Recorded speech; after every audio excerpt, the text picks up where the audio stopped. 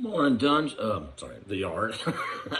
The real dungeon. No, actually, if you're in the yard, that means you've been in the dungeon. Now we're gonna let you out good behavior, go to the inmates and your gym pop. That's where the real motherfucking gangsters at. Just saying. So guys, I'm popping up some top five lists now. So again, scenarios. You guys read them, don't read them, whatever. They're simply there just to get a smattering. In fact, I think the discussion was fantastic. The last one, I'm gonna point out, both Matty got Clarence and Bell. Bell, you got a very valid point. You do sign a Marcus Williams, which I don't know why I do. I have a buddy who works for the Saints. Look, I see source, but you know how this works. Anybody's been around any clubs, look, he does some scouting, works in the office. They're not really always telling me everything. I got some ties to them because I've worked in New Orleans forever. It's kind of like second home at school there. Loyola University, by the way. No football team. I was on the rowing team there. So you don't know, but they got problems. I know that part. You do. I mean, you can read that. I do know one thing he had pointed out, and I do know this legit. I think, maybe Clarence and, Val, you got some connection too. TF is very known to be very loyal to his type guys he's cultivated, and he has a certain type of culture he likes, a certain type of player he likes. And Marcus Williams is one of his favorites. I found that out. I do know that, and that's legit, and I can say that. Marcus is interesting because let's take him for just a second. Look, I love the dude since he came out. Excuse me. Since he came out of Utah. He's to me the prototypical rangy center fielder I like. I was a very bad safety in high school, but I like safety. I'm a smart safety, I coach football. I like D-backs. Vale, you're probably a bigger D-back geek than I am, so I love that about you. So I'm also hope you look at this video. But Williams, to me, at 25 years of age, it would be a game-changing vet talent that is worth the investment. And, I'm not a cap guy like Lethal or Jed, right? But, like you guys have already pointed out how you can clear money. When you look at the Matt situation, unless I'm missing something, and look, it could happen. I think Matt's still got a lot of zip in him, got a lot of game. Two, you look at both, Smith's time, you can call Tanner Hill. Look obviously at TF with, Breeze. These guys have had vet quarterbacks for a while. They're very used to vet quarterbacks. And to me, so if you extend Matt, let's just say Matt gets extended, he goes 4 years, fix the cap. Matt's reasonably priced compared to a lot of quarterbacks these days. Look at Mahomes and him. It's insane. Retires, you're talking about dead money, 3 years from now, 4 years from now? And we're in an awful long league. So big fucking deal. As you all pointed out, the quarterback class is kind of iffy anyway. And let's say they bought a quarterback and, a year from now, 2 years from now, it's still time to work out. I think Matt can play 40, so that would make sense to extension. Jake's a good utility. Look, Jake's a good O-line. Maybe, look, I would not be surprised, I've said it before, and Clarence, you can vouch for this. I have said all along, I think Jake Matthews is an all-pro fucking guard or all-pro center. Seriously. Move him inside, and I would love to see Smith, dude. Problem fucking solved. But even if you don't, Jake's a worthwhile, durable, even a left tackle, very good player. Grady's complicated. You guys know that.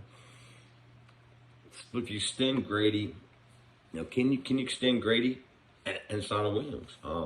Maybe you can. Cat Cruz. If I had to choose between the two players, and this is kind of where I'm going, saying, I would pick Williams. He's 25.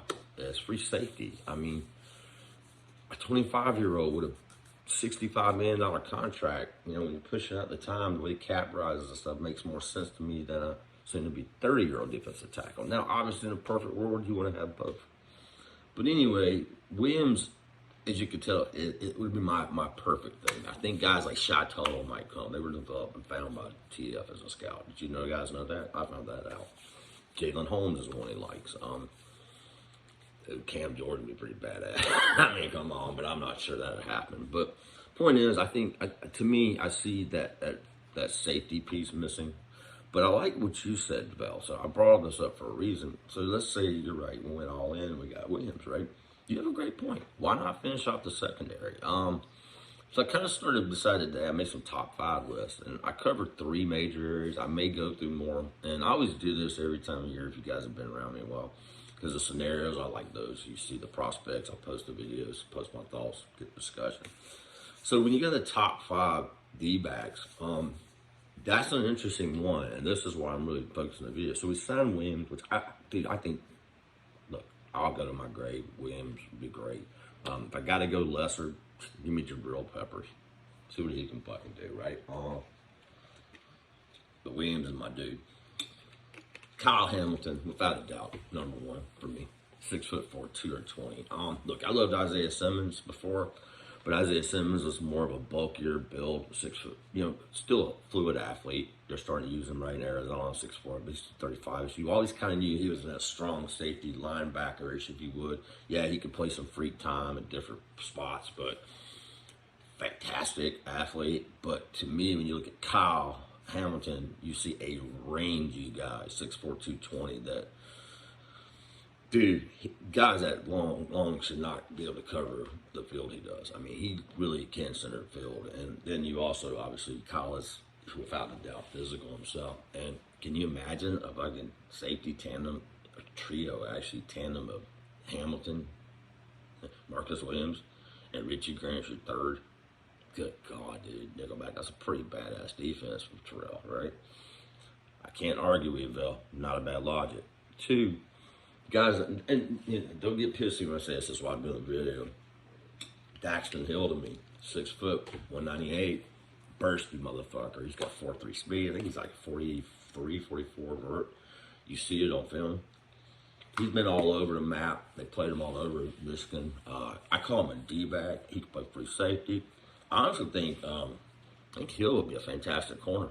I could see Hill pairing up on a corner, either side, booking potentially of Terrell. Yeah, I could.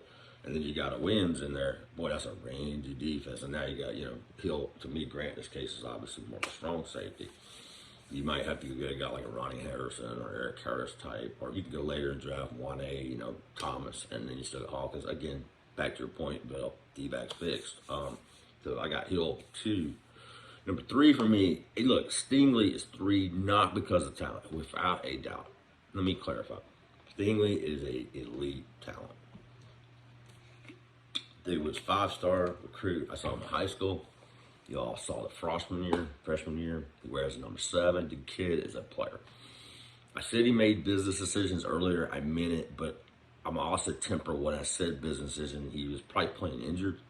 His injury does frighten me. I'm not a medical professional, but if I'm not mistaken, it's some of that plantar fasciitis kind of stuff. That is a difficult. Now, Bill, you made a very valid point.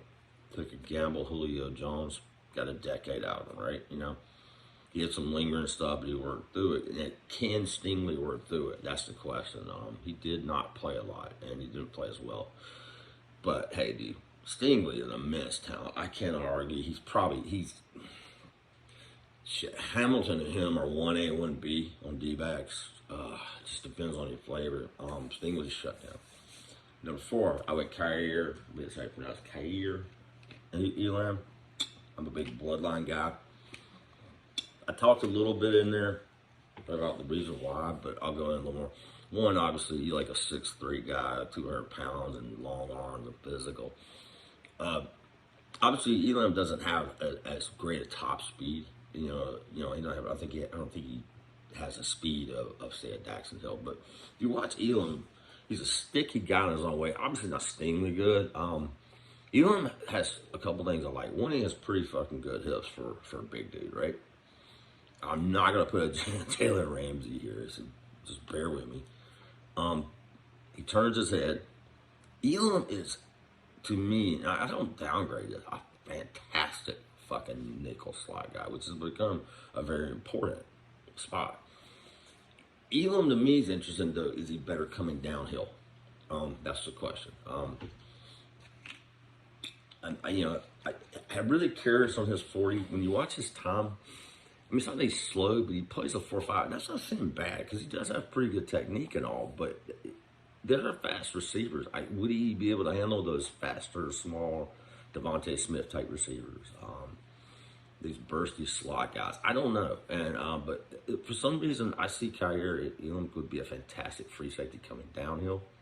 He's certainly got enough range to go, and he's a physical guy, and he's like having a cover guy, and you definitely could drop him nickel. So I could be wrong on him. Please, please, please, Bill, anybody, Jed, correct me.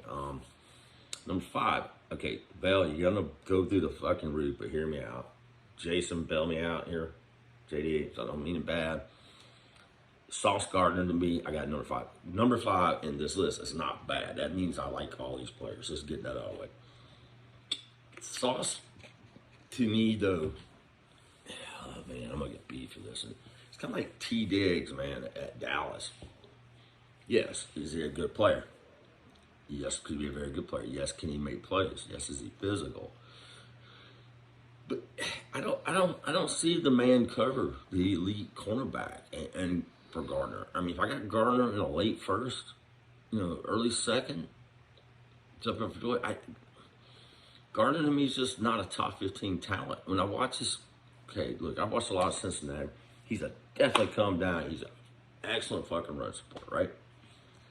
He's a physical guy. But he commits a lot of penalties, and a lot of things that would be penalties in there, and that's tough. And I don't see his head on a swivel. And when you watch some of his big plays, and I don't mean this badly, he's in the right spot at the right time, and that's okay. And that's a lot of what Trayvon Diggs was in Dallas. He's in the right spot, right time. That's not a bad thing. I don't mean that bad. In fact, that's a good thing. You want your cornerbacks to do that. But there are times he has these lapses, in my opinion, and I think to me, I think his speed's going to get like a long speed. It's like a vert. So he's athletic. He's got a lot of vert. He's physical. I don't think he has that mid to long speed is not as great. I think he can get burnt vertical pretty bad. So it depends on how you use him. I think he's a zone cornerback coming, in my opinion, press guy. I don't dislike Sauce. Bill, look, bust on me. He's got production, but Sauce is 5 for me. So let me recap my D-backs. D-backs for me, Hamilton. Daxton Hill 2. Stingley with a caveat. He's fucking elite. I mean, but injuries, right? Kyrie Elam, and then, of course, Sauce Gardner. And again, I would not be pissed if we got any of these guys. They all got great measurables in general. I mean, let's don't deny Sauce 6'3", 200, physical, long arms. I mean, I'm not saying he's bad. So that's mine. Let me know what you guys think. I'd like to see yours posted.